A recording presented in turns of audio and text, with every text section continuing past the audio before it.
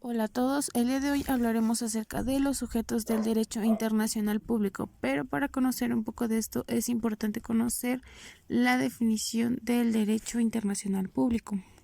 El derecho internacional público es el encargado de asegurar la paz y seguridad internacionales, fungiendo como modelador del orden social internacional al crear normas jurídicas mediante las fuentes del derecho internacional. Para lograr su finalidad y poder contribuir al progreso moral y material de los sujetos, es esencial que el derecho internacional público adecue sus reglas a la realidad social. La estructura del derecho internacional público es de coordinación, lo que diferencia de las estructuras de subordinación de los sistemas internos, donde los sujetos están sometidos a poderes que los condicionan. Esta estructura de coordinación responde que sus principales sujetos, los estados, son soberanos, razón por la cual no admiten sometimiento a poder material ajeno que les condicione, aunque sí se subordinan sin perder su atributo a reglas jurídicas que le obliguen sin excepción. Ahora bien, es en los sujetos de derecho internacional donde este derecho manifiesta marcadamente su evolución. Hasta el siglo pasado, el Estado era considerado el sujeto por excelencia del derecho internacional, entendiendo como tal aquel quien el derecho internacional atribuye un catálogo de derechos y obligaciones.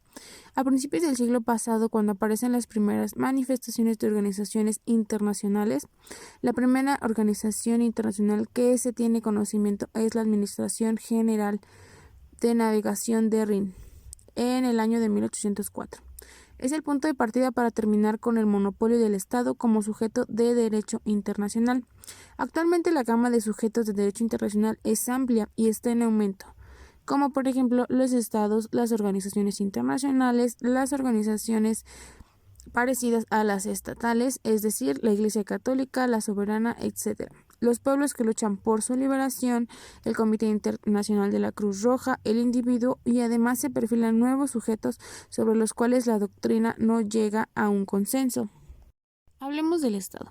El Estado es el objeto de análisis de varias disciplinas humanísticas.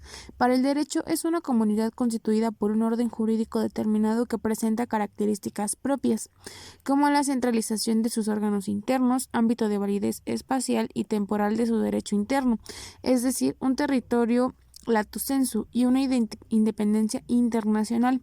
Respecto a la centralización de sus órganos, ya decíamos con anterioridad que una de las características del derecho interno es que se produce por órganos centralizados del Estado, lo que también tienen el monopolio de la aplicación del derecho. Por otra parte, el Estado aplica su imperio en un territorio, este visto en un sentido amplio que comprende la superficie terrestre, el subsuelo, el espacio subyacente y el mar en la extensión y modalidad que fija el derecho internacional. También tiene una lógica dimensional personal, la población, cuya ausencia hace imposible el derecho. El Estado se presenta en las relaciones internacionales conviviendo e interrelacionando con un conjunto de Estados respecto de los cuales guarda una relación de independencia, de igualdad y un sistema descentralizado.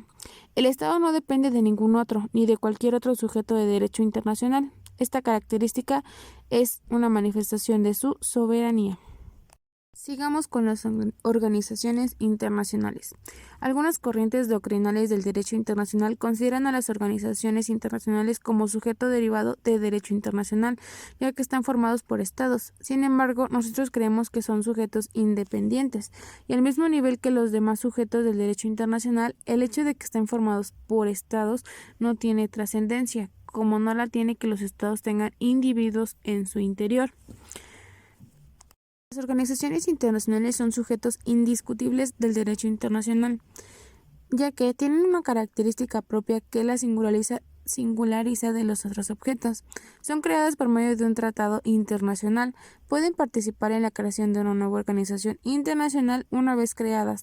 Se diferencian de los estados que les dieron origen, esto es, tienen una voluntad propia, independiente, y su ámbito de competencia no es territorial, sino funcional. Es decir, su competencia se refiere a ciertas materias económicas, culturales, políticas, etc.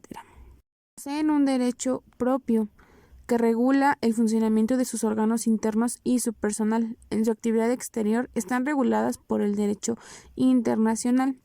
Además, la personalidad jurídica de las organizaciones internacionales se caracteriza por la facultad que poseen de mantener relaciones diplomáticas con los Estados miembros u otros terceros, como por ejemplo mencionar la Organización de las Naciones Unidas, que tiene representaciones diplomáticas en casi todos los Estados miembros. Pasamos con las organizaciones parecidas a las estatales. Este tipo de organizaciones tiene algunas características similares a las estatales, sin que podamos afirmar que son totalmente organizaciones estatales, sin embargo son sujetos de derecho internacional. En esta categoría comprendemos a la Iglesia Católica y a la Soberana Orden de Malta. Hay una discrepancia en la doctrina del derecho internacional en lo relativo a determinar quién es el titular de la subjetividad internacional, si la Iglesia Católica, la Santa Sede o el Vaticano. Por ejemplo, el maestro Sepúlveda no hace diferencia entre el Vaticano y la Santa Sede. La profesora Ortiz Alf opina que la Santa Sede y la Ciudad del Vaticano son sujetos diferentes del derecho internacional. En su completísima monografía sobre los sujetos del derecho internacional, el jurista argentino Julio A. Barberis razona que el sujeto del derecho internacional es la Iglesia Católica y un órgano de ella es la Santa Sede. La Santa Sede es solo un órgano regular del gobierno que representa a la Iglesia en el plano internacional y que este es el sujeto de derecho de gentes. Conviene mencionar también que excepcionalmente la Iglesia actúa por medio de otros órganos y aparte reconoce a la Ciudad del Vaticano como sujeto diferente. La subjetividad internacional se ha modificado rápidamente, sobre todo en este siglo, adecuándose a las necesidades de las relaciones internacionales. El derecho internacional contemporáneo reconoce como sujetos a ciertos grupos humanos que nacen de una situación de beligerancia y que están en tránsito de convertirse en formaciones políticas más definidas, como pueden ser las del Estado. Por eso en algunas ocasiones la doctrina los considera estados en status nascendi, lo que es indudable es que su subjetividad internacional es transitoria y se termina cuando una de las partes realiza el control total de la situación. Las convenciones de Ginebra del 12 de agosto de 1949 en su artículo 3, que es común a todas, y el protocolo 2, que adiciona a dichas convenciones de fecha 1977, contiene reglas precisas aplicables a los conflictos armados sin carácter internacional. El artículo 3 de las Convenciones de Ginebra refiere que los contendientes en un conflicto armado sin carácter internacional deben tratar con humanidad a las personas que no participen directamente en las hostilidades. Además, prescribe un cierto cuidado para los heridos y enfermos. Por otra parte, es curioso que México sea parte de las Convenciones de Ginebra, mediante firma y ratificación hechas en el año de 1952, también del protocolo adicional a los convenios de Ginebra, relativo a la protección de las víctimas de los conflictos armados internacionales, protocolo 1, en virtud de su adhesión hasta 1983, pero no así del protocolo adicional a los convenios de Ginebra, relativo a la protección de las víctimas de los conflictos armados sin el carácter internacional. Las razones se ignoran. Continuamos con el reconocimiento de la beligerancia. El asunto de los conflictos internos de carácter internacional trae a colación una institución de derecho internacional denominada reconocimiento de beligerancia, que consiste en reconocer a un grupo sublevado de estatus jurídico internacional.